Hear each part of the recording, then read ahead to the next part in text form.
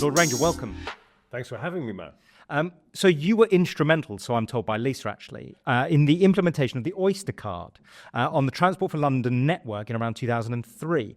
Can you tell us about how this came to be? Yeah, I think the first thing I'd want to say is there were many people working on this very complex PFI that actually had gone on for years. And I played a role where I joined the PFI 3 years before that as an analyst in looking at some of the technological challenges we were having. And it was a very complex program because actually as a PFI, it wasn't about the Oyster card. I have to say this as well.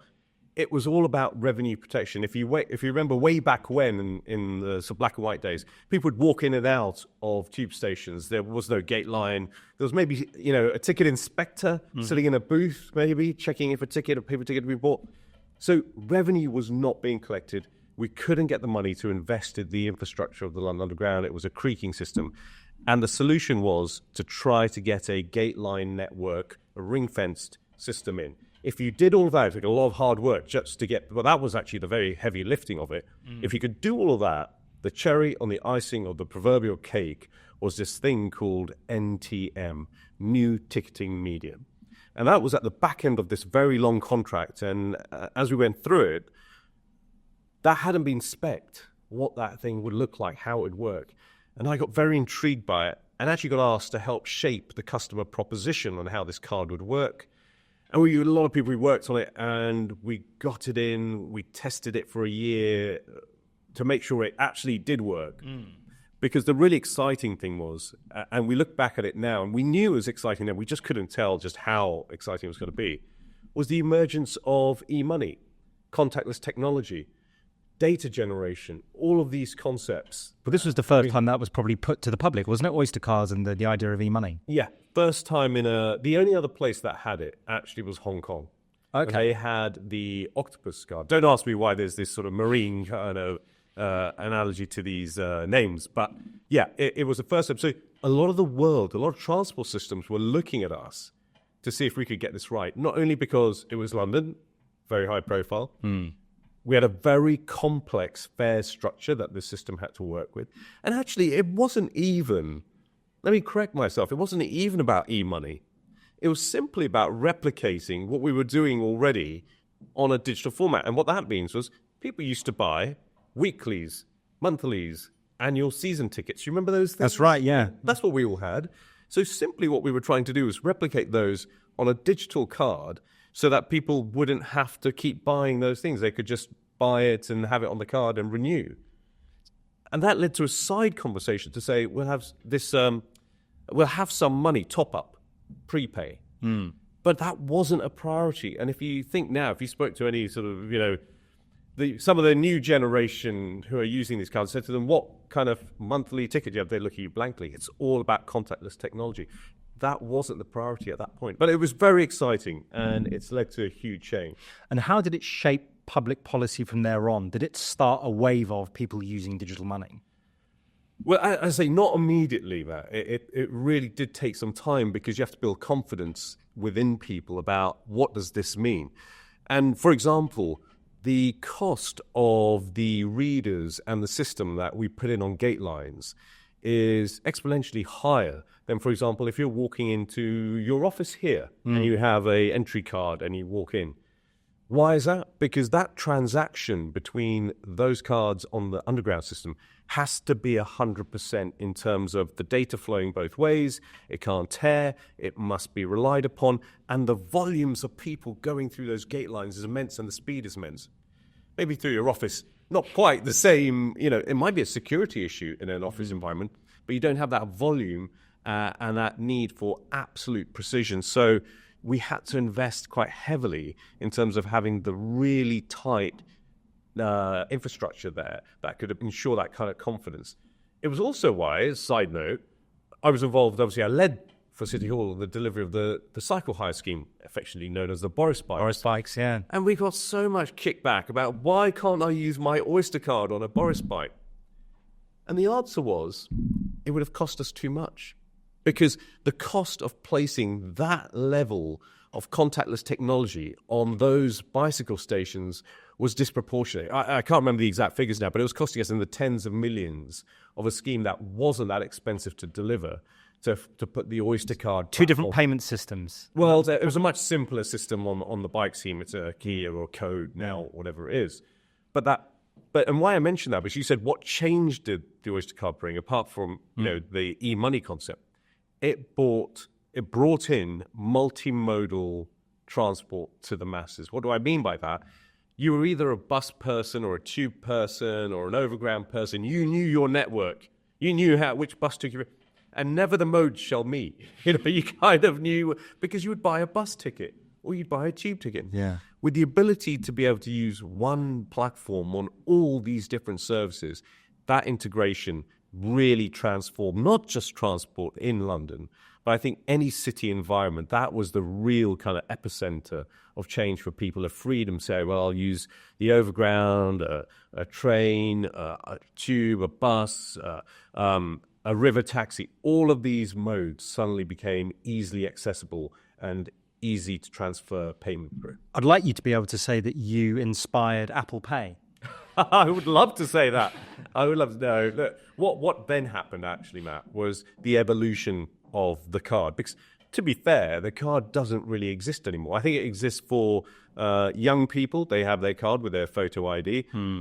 Also for OAPs who have their Freedom Pass. But in the middle there, we probably use some other platform. We use a credit card, debit card, on our phone, whatever it may be.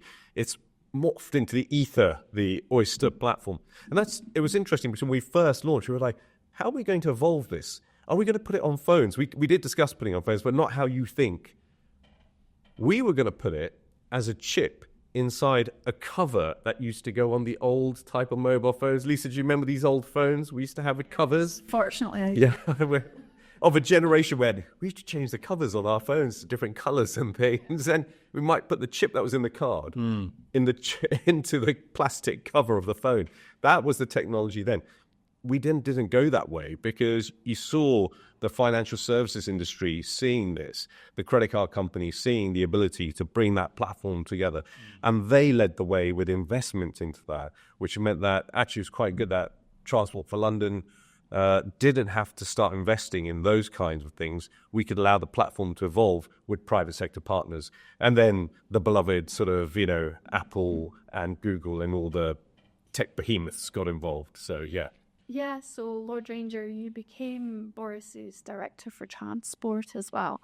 What was that like? What was it like to work with Boris Johnson? Was it very inspiring? Was it fun? And what did you achieve, do you think, during that time? It was the most exciting job in the world, and it was hugely fun. It was hugely challenging, both intellectually, physically, and on every level. And it was a massive, massive privilege to be asked to do. I felt both the responsibility and the opportunity every day walking to City Hall. Look, I'm a born and bred Londoner, and to get that chance, especially at that point in my career, relatively speaking, I was still quite young. I would say I was in my sort of early 30s. I spent a decade working in the transport sector, in management consultancy, but I'd been at places like London Underground, TfL, the Strategic Rail Authority, Rail Safety Standards Board, the Department for Transport. I'd had various engagements in all, so I'd got a really good perspective on some of the challenges that the industry had, some of the ways that they were materializing, and maybe some ideas about how we could fix them. And I went about doing that, utilizing the great amount of political capital that a politician like Boris Johnson can generate, and he absolutely had generated that when he became Mayor of London. And the challenge we had, as all politicians, Lisa, you'll know this, is you've got to deliver. You must deliver to what you promise people. And we had an epic list of things that Boris had promised in his first term, all the way from the bike scheme, a new route master, improving Scotch House Corner, getting the traffic lights to work better, less traffic on the roads, air quality, getting the city ready for the Olympic Games, and the small matter of making sure we maintained investment in both the tube upgrades and delivered Crossrail, the funding for it. And I remember having lots of conversations with the mayor then at the start of that that role, saying, look, this is what you've promised. These are things I think you should do. And here's some blue sky thinking of some other stuff. And as only Boris can say, he said, all right, Ranger, do it. And you know what? 4 years later, I felt immensely proud because all of that list was done and more. And I say more, I started and I set up on behalf of the mayor the London Electric Vehicle Partnership in 2008 because I could see EVs, other manufacturers were producing them in the UK, sending them abroad to start testing, and we wanted them to come to the UK. So I wanted London to be a centre for that. I could see where technology was taking us, so I convinced the mayor that we should set up the digital office for London, the first office of any city to have that, which went on to things like the London Data Store and Tech City and various other things, attracted investment from larger firms as well as enabling the smaller startups to help on their journey that was beginning back then in a place not far from here, the Silicon Roundabout now. And we also saw the environmental benefits. I was looking at how we could use this technology to help improve the outcomes from environmental programs on air quality, on greening London, which is why on the side of buses you do see cleaner air for London. I wanted to be crystal clear why we were investing in certain programs, but we weren't telling people that cycling, greening, using efficient technology, banning the worst polluting taxis on the streets of London was to deliver cleaner air. And so I said, look, let's get the message out there. And I'm really pleased that that message has stayed in place. So Londoners know, whether it's this mayor or previous mayor, and hopefully the next mayor, that this matters and the work being done to support that initiative. So there was a lot packed into 4 years, Lisa. I have to say, I didn't sleep that much. It was fabulous. It's an amazing way to remain single, because at that time I did, because you know what? You don't get that many times in your life to really go hell for leather and do something that's just, and it was great. Yeah, as I say, you're doing it for Londoners, you're doing it for your friends who live in London, you're doing it for your family. You feel like hopefully there'll be some legacy from it, and it was a real privilege to do it. Yeah, I mean, I think there definitely has been a legacy from that time, and there was great excitement at the time when all of these issues were being tackled and dealt with. And I mean, you've done so much. You can see in the achievements that being involved in technology has kind of been a common theme throughout your work. And then you go into the House of Lords. What's that process like for people? What kind of insights can you give us about what the journey to the House of Lords is like? And how did you feel about that? Did you expect it? No, I have to be absolutely honest. I did not expect it one bit. It's definitely an obscure process. You can't tell anyone that it's very easy to understand. But I'd gone back into industry and I spent another decade in global technology, because I really do feel that the way we could improve public services, the way the world works, is through innovation and technology, and how do we embrace that? And when it was mentioned about the House of Lords, you do have to sit back and think, it's very exciting to be a Lord. What does that mean? But actually, it's a huge amount of public service. It's a responsibility, and it's something you can't just take on by saying, oh, well, that sounds nice, I'll do that. And I think the key for me was to understand what would I do as a peer. And you can't really work all that out till you actually go into the House of Lords. And on going there, most people say to you, it'll take you a few years to work out what you're going to do here. And I thought, a few years, really? Surely that can't be right. Now, as I'm a couple of years in, I have to say they are right. Because it's like going into a new company, joining a new business. And I've not been a parliamentarian like you, Lisa, before, so I had no idea when you're inside Parliament how it all works. So it's joining a new company where you don't know how it operates, you don't know then what you're meant to do, and you don't know how you're meant to learn these things either. All of this is new.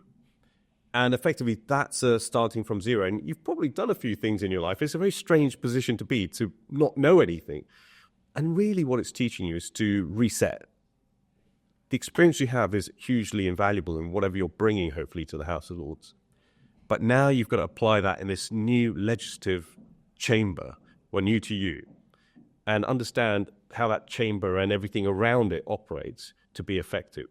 So rather than dive in feet first and try to do things, well, you can. I took, let me sit on the sidelines a bit and sit and listen and understand how is this going to work. And actually, you're really fortunate. When you first go in, I don't know, it's the same actually, I think, in the Commons. You're muted until you do your maiden speech. Yeah.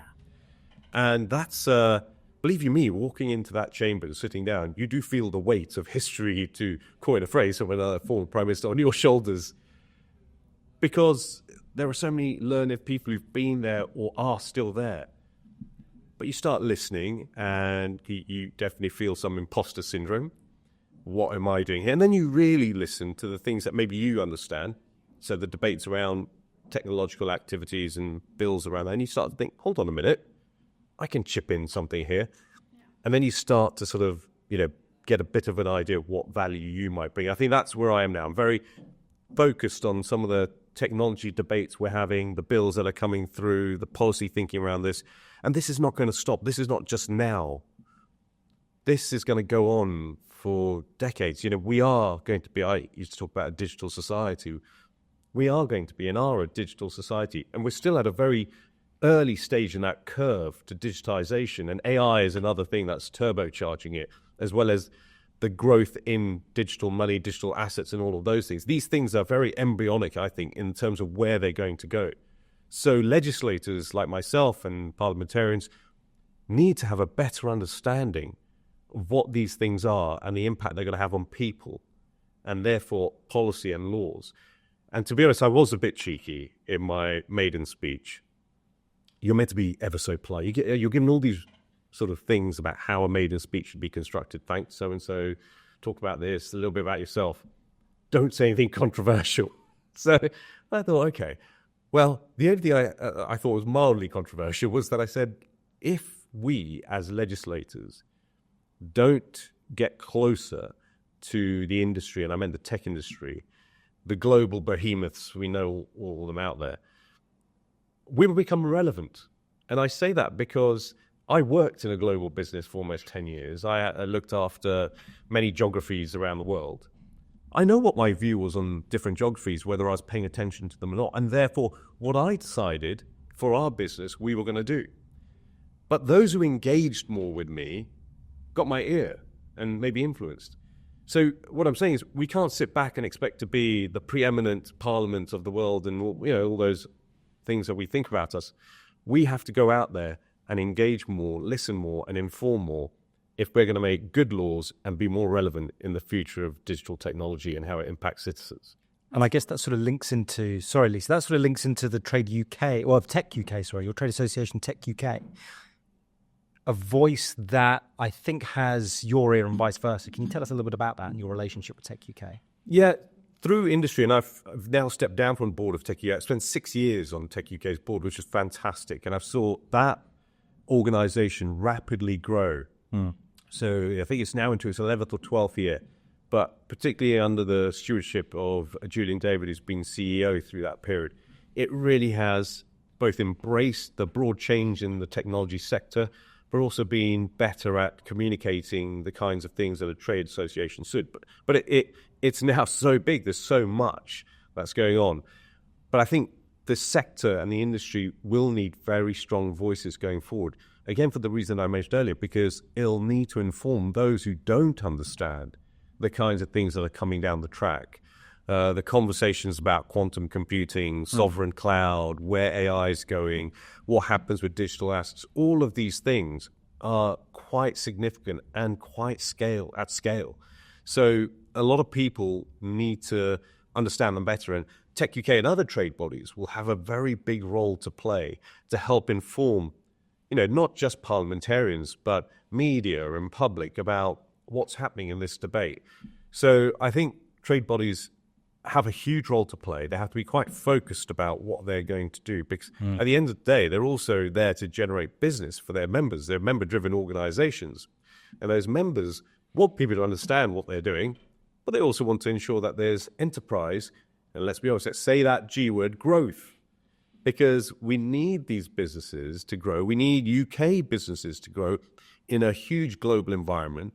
And these trade bodies need to be championing the successes, the potential, the opportunity that these businesses in the UK have, so that we are in very much a global technology race, whichever subsector we want to talk about. And to do that, we'll need our cheerleaders to champion those businesses. I agree wholeheartedly that you need those cheerleaders. I think one of the frustrations currently is that there are lots of cheerleaders and there's not too much debate or interaction with tech by decision makers, legislative, parliamentary, whatever. What is going on? What's the tech agenda now? Or at least what is it that you're involved in? Matt, I can agree with you more. I think there is a bit of a misstep. And I'm not going to sort of criticize any politicians on this, because it's very hard for politicians to understand who are the right people to talk to. When I was setting up the digital office for London, suddenly you're inundated with all kinds of requests for people to talk to you, and you think you're talking to the right people. You may or may not be, but it's hard to see from that point. So you need good advisors, you need good teams. But you're right in the fact that it should be more about the tech industry, depending on which conversation you want to have. And I think that's where it becomes challenging as well, because I've sat in lots of rooms where people are talking about, say, AI, and the room's full of lawyers or third sector people who are raising lots of quite appropriate issues around the application maybe, or the implementation, or ethics, or areas of interest. But there's not that many voices from the industry, those who are doing the developing, those who are doing the selling, those who are listening to their customers and what they want, sitting around that table. So we must get the balance right, because I do feel a lot of the success stories at the moment and the opportunities are being overshadowed by conversations that are appropriate, but they have to be proportionate to also what the opportunity is out there. So I'd rather speak to people on the ground and not necessarily the service providers, people like me, lawyers or accountants, or people who are servicing those people on the ground. You want to get to the grassroots and understand it. I think there's different conversations to be had with different people. With the industry itself, what I call the AI natives in the UK, it's about what are they doing? Who are they selling it to? What feedback are they getting? What opportunities do they see? How can they develop more? What are the challenges that they face? Growth, talents, skills, pipelines. And the thing is, these guys are working so fast and generally being so successful. They've got all of this going on. Then there are those other conversations with lawyers, the regulatory conversations, the challenges about ethics, challenges about transparency, lots of other conversations as well. But let's even that out. And I think there is a disproportionate swing to one and the other at the moment. I mean, you've done so much, and I think in Parliament as well, you've been to some quite unique experiences that, for instance, the US inauguration in January, that's, an amazing invite that lots of people would like to have. What did you see there? What kind of feeling did it give you about the direction of tech? First, I got a wonderful invitation, which, in the invite, there was a sort of an etching of the president and the vice president. You get these etchings as part of the invitation. I think you're going to frame them and keep them somewhere. I'm still thinking about that. But it was a real privilege to be invited. And I was invited through some businesses that I advise, because actually one of the things I want to do is ensure I'm not a peer that spends 99% of his time in the House of Lords. Again, I think we do need to, and I know a lot of peers do a lot of legwork and are out there, and I'm very much wanting to be of that kind of peer, that I go out, talk to people where they are, hear what's happening, and also keep my engagement. Because look, I'm someone who, vast majority of my career over 25 years was in industry. So I'm an industry guy, as they said. And I will continue to work with industry, in industry, to stay relevant, to understand what's going on, but also to advise them. So I was asked by some tech firms to go over, because it's an exciting time in the US, both from a digital assets perspective and from an AI perspective, in terms of both the growth that they're seeing in those markets, but also their approach to that market from, let's be honest, a regulatory perspective. So from the AI side, it's, people call it the Wild West. I don't think it's quite the Wild West. People ban these terms around. They're using litigation to establish frameworks of how they're going to operate and what works, what doesn't. It gives innovators more breadth to try things. There's more risk involved. And that's their approach. But it encourages investment, rapid growth, innovation with risk. there's also the idea of, and we've seen the new agreement between the UK and US on digital assets and how we're going to align on some of those things, which is great because it means people are understanding that there's a fear around some things like crypto about regulatory concerns, but with the UK and the US working together to start with the first statutory instrument that has looked at providing some framework around this, people should be starting to get more confident about this market. Now, considering, I think, what are the stats? 12% of UK people already have some kind of crypto holding. Now, this is not something that's sort of obscure. That's significant. And I also heard that a lot of these people are people who go to football matches, and a lot of young men. Because if you start looking at football sponsorship and advertising, there's quite a lot of crypto firms involved. And that maybe is a sort of coming over from the market and who are involved. Whatever it is, this market is already existing. It's going to grow. We need to understand it. We need to see how we're going to regulate and how we're going to work with some of our biggest international partners, i.e. the US, on this. So that, for me, it was interesting to be there to meet those people and hear their views. But I can't ignore, Lisa, the sort of political jamboree that it was. And I'd never been to an inauguration before. And to be honest, I still haven't, because what happened was it was freezing in Washington. So much so that we all bought new coats and shoes and boots and everything. But they cancelled the outside area of the big inauguration because of how cold it was in Washington. So the few lucky people, I think it was only in the thousands, who got inside, saw all that. We were at then these kind of watch parties outside and got to see that. But it was still fabulous to be there. And I'm a big fan of America. I've always have been from my student days. And I love to see and feel and hear what Americans think on the streets. And I would speak to people on the streets because, you never take the sort of politics out to business, right? And did you get into the crypto ball? We heard a lot about the crypto ball. I was at another event, as they say. I was at somewhere where people were going to the crypto ball or coming from the crypto ball. I heard lots about the crypto ball. The crypto ball was quite a pricey ball to go to. But look, I got to meet a lot of businesses, and there's a lot of excitement around that industry. I think there has to be that dollop of, caution as well. There is significant risk in that industry around what's happening and how it evolves. But again, we're at the early stages, and more people will be part of it. And it is going to become part of the sort of ecosystem of digital money. And that's why, I'm very keen, and we've reestablished the APPG that you, Lisa, set up on CBDCs and crypto, Yeah, crypto and digital assets. Crypto digital assets. And we've kind of, if you don't mind, rebranded to broaden it to digital markets and digital money. Well, just so that we can give parliamentarians somewhere to come and talk about stable coins, digital assets, crypto, and all the other types. Because again, we need to have parliamentarians have a place where they can start to be better informed about these things as we all move forward. No, absolutely. And I think it's vital at this time that the group is established. And it's great that there are so many people who are engaging in it now. I think that will hopefully increase and you can inspire more people as well. Who are the people getting involved in it at the moment? Now that Lisa's gone, obviously there's a brand new team of people. Who are the people leading the charge? Well, I'm co-chairing with a parliamentarian called Lauren Edwards, she's fantastic, and a Labour MP. She used to work for the Bank of England as well. I think a lot of Labour MPs seem to work for the Bank of England, but she's actually got some knowledge of the sector, which is great. But I think that at the moment, I do sense a lot more academics tend to be involved in this space. What I'm trying to do, and what we're looking at, is try to make it more accessible to parliamentarians in terms of their understanding of these concepts, because we need to build a base of understanding. This space is moving so fast. What's that? Life moves pretty fast.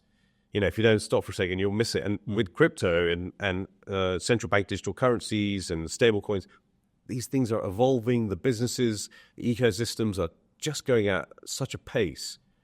But you do need to have the fundamental understandings of what these different things are, these different types of assets, and there's significant differences between them.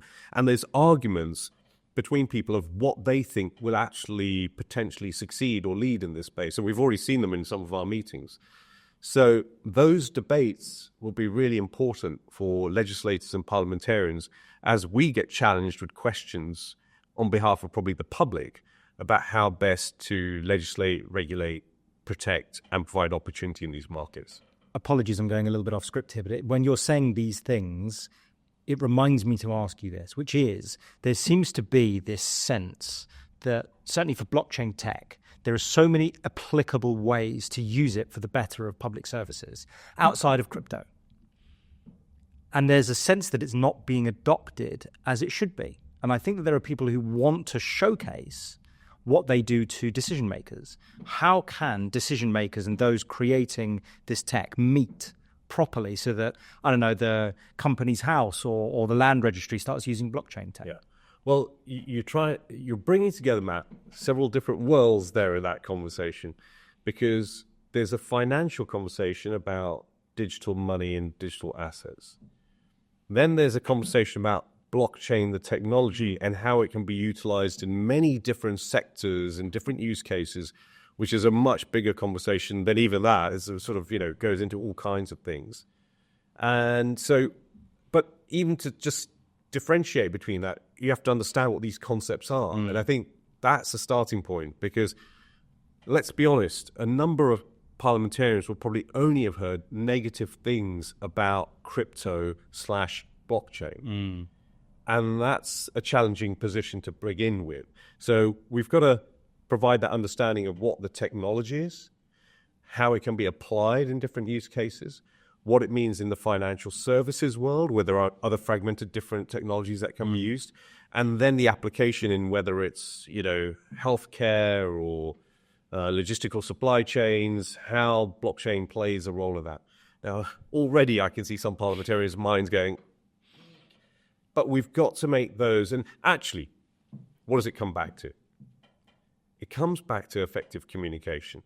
And to be honest, that's what I found when I was at City Hall and then we're back into the tech sector. I went in to do some strategic roles. I went in to do some customer engagement roles. At the end of the day, I owned communication. Why? Because I realized you'll always have two different people in the room, the techie and the person that might use the technology, the non-techie. And you need something to act as an emulator between the two sides to translate the potential to the person who has the opportunity. I was the non-techie. I had people coming in to see me going, we have this great technology, there's a box. Would you like to use it? And I'd be like, I have all these policy challenges. Can you help me with them? They'd be like, yes, we have this box. You need something in the middle. And that's where the communication and understanding bit, and that's where we will have to do a lot of work to help people understand what the differences are and what the opportunities are. Those industry bodies, for instance, they make they have a huge job to do. Yeah, there's a lot of jargon as well, I suppose, in the tech industry and the crypto industry. Do you think that there's more education then can be done within the parliament so that people do understand the concepts and are able to have informed debates in the parliament? And how is the important question, because the answer is always inevitably yes, isn't it? Always good education. Yes. But how do we get parliamentarians, decision makers to learn? Yes. Well, Lisa, you've been there in Parliament, so you have some inside knowledge. I can see you grinning. You know the challenges with parliamentarians are time poor and have a huge amount to get through. We're all, running from one place to the other on all kinds of topics. So it's got to be digestible, bite-sized, dare I say, using that pun on the word bite, if I could do. But we've got to find a way to, and it's not just parliamentarians. I do learn with the Lords. We go to schools and talk about stuff, and I like to go out and meet schools. The last school I was at, 150 students. Eventually, the topic turned to AI, and pretty much most of the questions were all about AI. These students were pupils from a young age to sort of 16, all very interested in what we in the Lords were thinking about AI, but also just about AI. Yeah. And then today I had a delegation from Lithuania, who I met because my wife's Lithuanian and I know the APPG, and that was quite interesting as well. But after we discussed what the Lords does, they wanted to know about AI. So there's a lot of engagement at different levels of how do we engage broader society as well as parliamentarians in a positive way on these concepts. I think that's something for all communicators to think about. How do we make it more accessible? How do we make it sort of something that the whole of society can tap into? Because I guarantee you out there are a lot of people getting ever more worried that they hear the words AI or crypto or something of those guys and don't know where they can go to get an easy kind of understanding of what is this again?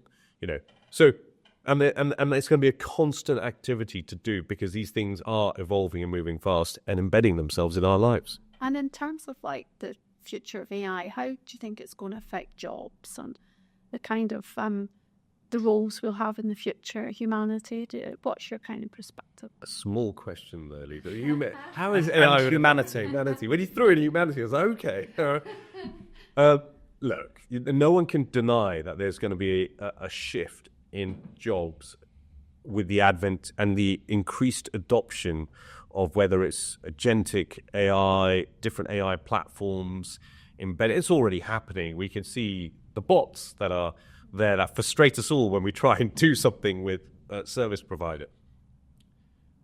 But I always use the example of when the internet arrived. As some of us are young enough to remember that. We didn't have the World Wide Web. We didn't have websites. The world before websites. I remember. Yeah. And how it's changed, our relationships around, let's just say shopping, retail as an example, many other things. And yes, it has taken jobs from a sector, but look at the myriad of jobs it's created. And then let's talk about, say, smartphones that arrived. Well, first mobiles, then the square thing, which is a phone, but really it's not a phone anymore. God, I'm doing all kinds of things. And the way that's shifted a commerce, job, skills environment. And those are just two major things in the last 30-odd years that have really shifted the dial on society, how we work, operate, live, friends, leisure, etc. And along comes AI, another seismic shift in technology. And that's going to have a similar effect. And you can see why people are so cautious because they've now seen these two things happen. And that's why I think a lot of people are already going, hold on a minute, what is this going to do in all these, because we've seen what this... But we could be quite positive about those two things, I think. The internet, the era of smartphone technology, the era of AI, I think it's going to be equally positive. Yes, there are negatives with the web and with apps and smartphones, let's be honest, yeah? And there will be negatives with AI that we have to be conscious of, whether it's about information, whether it's about trust, whether it's about the effect it has on, fake news and all kinds of bad things that society can generate from AI. But we've also done that with the internet and we've done it with smartphones. But we also look at the positivity, the solutions it's going to provide in healthcare, in environmental services, in the kind of work that probably we don't want to do, and hopefully the work we do want to do, in well-being, in mental health. There is a myriad of things that's going to change. So I want to keep a balance around the positivity and the negative challenges so that we go the right way with AI and get the benefits. So when people say about 70 or 80% efficiency, I say let's be a little bit more cautious on that. Let's talk about 30 or 40 or 50% because that's quite significant if you can improve efficiency by that level. And let's ensure, there's a term that people use called human in the loop. I'm not a fan of that because it kind of means that somewhere somebody might keep an eye on things. And even now we're seeing processes and use cases not really working because bots are there and they're doing stuff, but you get frustrated because you can't get to the answer that you want to get to. And you need that, not human in the loop, you need human oversight. And that means a regular level of human oversight. So I think there's a role, especially at this point in this curve of AI adoption, that we must have more human oversight, and human oversight will evolve into something else as we go along, as we get better at it. So I think there's going to be job changes to answer, a shift in how people work. There'll be new skills, new roles, but I'm genuinely hoping we're going to have a better quality of life that comes through with some of these things as well. That a lot of people won't have to do the kind of, number crunching, writing jobs that they didn't want to do. What we do have to be conscious of is the impact on the younger generation. I think that's the critical thing. How does it evolve? How do we get the pathways for an AI generation when they come into the market or as they go through this. I think those who are still going to be students and learning in, at schools, they might be better placed because they'll be part of their learning as they come through. But the current generation who are coming into an AI world, for them, we have to have some better understanding of the pathways to help them get into the AI jobs world that there's going to be. Yeah. And I suppose you're reviewing the curriculum and making sure that people have the opportunity and the skills to develop. As long as the robots aren't doing all the art. Yeah. As long as we're doing some of them are, right? Some of them are. So, look, I want to sort of zoom in a little bit to some of the statutory instruments that have been put in place. We've had the first statutory instrument on regulating cryptocurrency and stablecoins from the UK Treasury, regulating certain activities when you're dealing with them, which falls under the remit of the Financial Services and Markets Act, or FSMA. Did you think when you read this that it was the right move, regulating crypto assets and in that way? So, look, I'm looking at this in a way that says we probably have to do something because of the amounts of adoption that's going on. So 12% of people in this country are already using this. And there were arguments in your world, in the legal world, about how to approach these assets. So there's a demand, there's a market, we have to do something. I think jury's out at the moment about application, but with this approach, it is going to be a bit of learning to be done. We have to understand the implications. And actually then the Chancellor has had that conversation with the US after we put this statutory instrument out to say, okay, how are we going to work with the US on this as well? So all positive signs. I'm looking to see how the industry itself is going to react and respond because, a lot of them have been calling for regulation because they want to be seen as a responsible market that people can feel confident to be involved in. So they're asking for, some of this activity. But let's see how adoption goes. Let's see how, what kind of eventual, feedback. I don't want to say pushback, but feedback there will be. But it's a draft, isn't it? It is. It's a moving. And there's still, I think, it's still open to consultation, I think, for a while. Yeah, for a while. So for a while. It's very much what I like is working with industry. It's good that the government and the FSA are working with industry on these things. The joint sandboxes. I was with the head of the FSA only last week. They are very much being directed by government to look for growth. We're all acutely aware of that. All regulators are being asked to look for growth. This is a vastly growing market, so they're working with industry to see what they can do. So are you doing any international work on policy then that you think might be useful or influential in relation to digital technology? Which jurisdictions do you think are moving ahead and why? Well, having spent some time working in industry internationally, I can't help but keep my eye on what's happening in other markets because I know that's going to affect the position, say, the UK takes. And I think you should. Anybody involved in this world should keep one eye on what's happening in the international market. So from an AI perspective, you've got to keep a perspective on the US, on Europe, but also what's happening in the Middle East and in China. I personally am very fortunate. I've also taken a role where I'm chairing the British-Serbian Chamber of Commerce.